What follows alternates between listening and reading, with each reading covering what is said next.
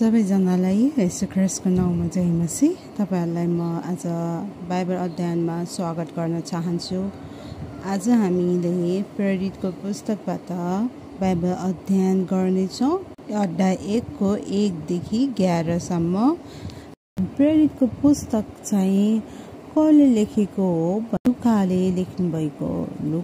लुकाको विषयमा भन्ने हो भने लुका डाक्टर हुनुहुन्थ्यो र उहाँ चाहिँ पावलको साथी पनि हुनुहुन्थ्यो। अनि उहाँको नाम चाहिँ बाइबलमा 3 पटक उल्लेख गरिएको छ।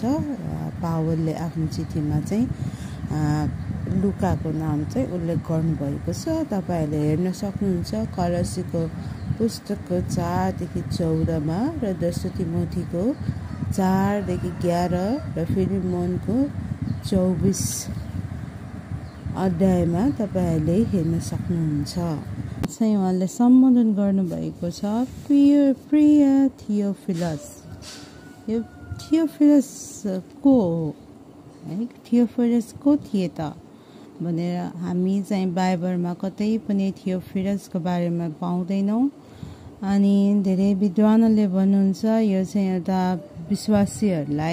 विश्वासीको समूहलाई बताइएको हो भनेर भन्नुहुन्छ भने अर्को कुरामा चाहिँ रोमको एउटा अफिसर व्यक्तिलाई चाहिँ सम्बोधन गरिएको हो भनेर भनिन्छ भने अर्को दृष्टिमा चाहिँ अर्को व्यक्तिले भन्नुहुन्छ यो चाहिँ एउटा उच्च पदको चाहिँ पुजारीलाई चाहिँ सम्बोधन गरिएको छ भनेर भनिन्छ। तर यो को हो थियोफिलस भन्ने हामीलाई राम्रोसँग चाहिँ थाहा छैन। यसरी गर्न र सिकाउन थाल्नुभएका सबै कुराका विषयमा मेरो पहिलो पुस्तकमा मैले लेखेको छु। लुकाले आफ्नो पहिलो पुस्तक चाहिँ लुकाको सुसमाचारको पुस्तक लेख्नु भएको छ। त्यहाँ यसुले गर्न र सिकाउनु भएको सबै कुरा चाहिँ त्यहाँ उहाँले लेख्नु भएको छ। पद 2 मा आफैले छान्नुभएका प्रेरितहरूलाई यसुले पवित्र आत्माद्वारा आज्ञा दिनु भएपछि उहाँ स्वर्गमा उचाली लगिनु भएको दिनसम्मका सबै कुरा त्यस पुस्तकमा लेखिएका छन्। है, त्यो पुस्तकमा हामीले पाठ गर्दाखेरि चाहिँ हामीले पाउँछौँ कि येशू ख्रीष्टको आज्ञा र येशू ख्रीष्टको स्वर्गारोहणसम्मका सबै कुराहरू त्यस पुस्तकमा हामी पाउँदछौँ।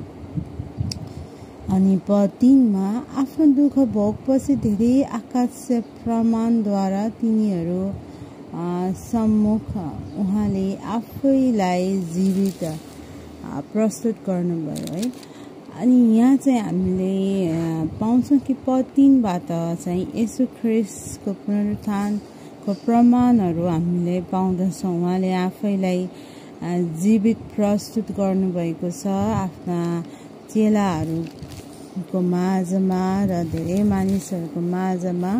उहाँ 40 दिनसम्म चाहिँ उहाँ देखा पर्नु भएको छ र उहाँले चाहिँ परमेश्वरको राज्यको विषयमा सिकाउनु भएको छ, आफ्नो चेलाहरूलाई बताउनु भएको छ।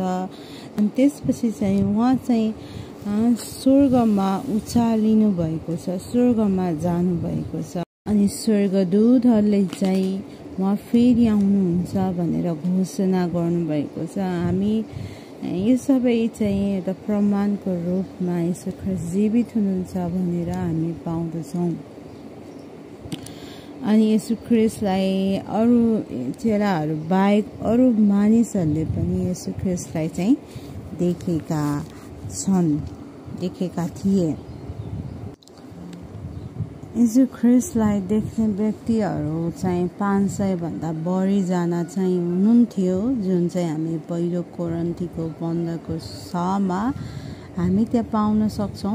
यी प्रमाणहरू चाहिँ येशू ख्रीष्ट चाहिँ पुनरुत्थान हुनुभएको हो भन्ने प्रमाण चाहिँ हामी भेटाउँदछौँ। दुःख भोगपछि उहाँले दुःख गर्नुभयो हाम्रो निम्ति। येशूले आफैलाई क्रुसमा टाङ्नुभयो। धेरै मान्छेले उहाँलाई, सिपाहीहरूले उहाँलाई ठुके, कुटे, कोरा हाने। उहाँको दुःख भोगपछि दुःख गरिसकेपछि उहाँ चाहिँ पुनरुत्थान हुनुभएको छ। पद 4 मा चाहिँ उहाँले चाहिँ चेलाहरूलाई आज्ञा आदेश दिनुभएको छ, यरुशलेमबाट चाहिँ कतै नजाऊ भन्ने आदेश दिनुभएको छ। अनि पिताले गर्नुभएको प्रतिज्ञाको प्रतीक्षा गर, जुन प्रतीक्षा चाहिँ पवित्र आत्मामा तिमीहरूको बप्तिस्मा हुनेछ। पवित्र आत्माको बप्तिस्मा भइसकेपछि पद 8 मा शक्ति पाउनुहुनेछ। उहाँहरूले त्यो शक्तिद्वारा चाहिँ उहाँहरू यरुशलेममा, सारा यहुदियामा, सामरियामा, पृथ्वीको अन्तिम छेउसम्म उहाँको साक्षी चाहिँ हुनेछौ भनेर आफ्नो चेलाहरूलाई बताउनु भएको छ। अनि यो पवित्र आत्माको शक्तिको बारेमा पेन्टिकोस्टमा चाहिँ हामीले 2 मा चाहिँ त्यहाँ पाउँछौँ पवित्र आत्माको आगमन भएको थियो। चेलाहरूले चाहिँ विभिन्न भाषाहरू, त्यो भाषाको वरदान परमेश्वरले दिनु भइसकेपछि ठाउँ ठाउँमा गएर ती भाषाहरूद्वारा चाहिँ उहाँहरूले सुसमाचार फैलाउनु भएको थियो।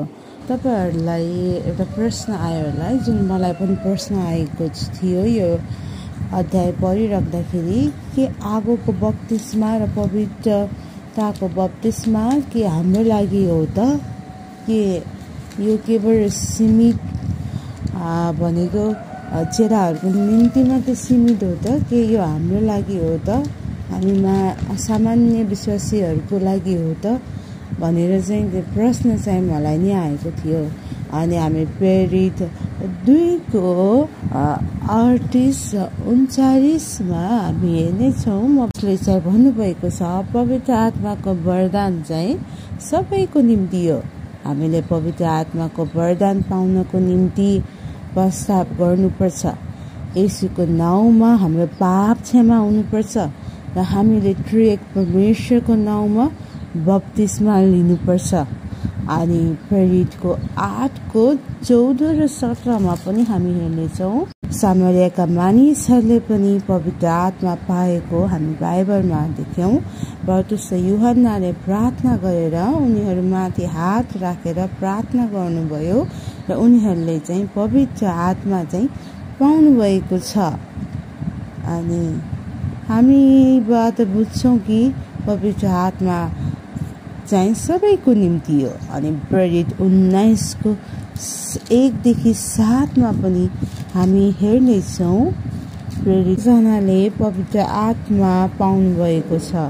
अनि यी 12 जना चाहिँ बप्तिस्मा दिने यूहन्नाका चेलाहरू थिए। अनि येशूको नाउँमा उहाँले बप्तिस्मा लिनुभयो र पवित्र आत्मा उनीहरूमाथि आउनुभयो र उहाँहरूले भाषामा, अन्य भाषामा बोल्नुभयो र अगमबारी गर्नुभएको छ।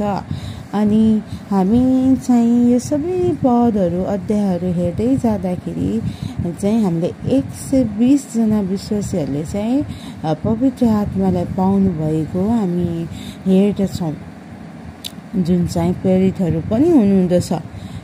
प्रेरितहरू पछि चाहिँ हरेक विश्वासीहरूलाई चाहिँ पवित्र आत्मा चाहिँ दिएको छ। पवित्र आत्मा चाहिँ हामीले पाउनको निम्ति प्रस्ताव गर्नुपर्छ, यसको नाउँमा विश्वास गर्नुपर्छ र त्रिएक परमेश्वरको नाउँमा बप्तिस्मा लिनुपर्छ। यदि हामीले चाहिँ यी सबै गरेका छौँ भने हामीमा चाहिँ पवित्र आत्मा हुनुहुन्छ। परमेश्वरले हामी हरेकलाई आशिष दिनुभएको होस्।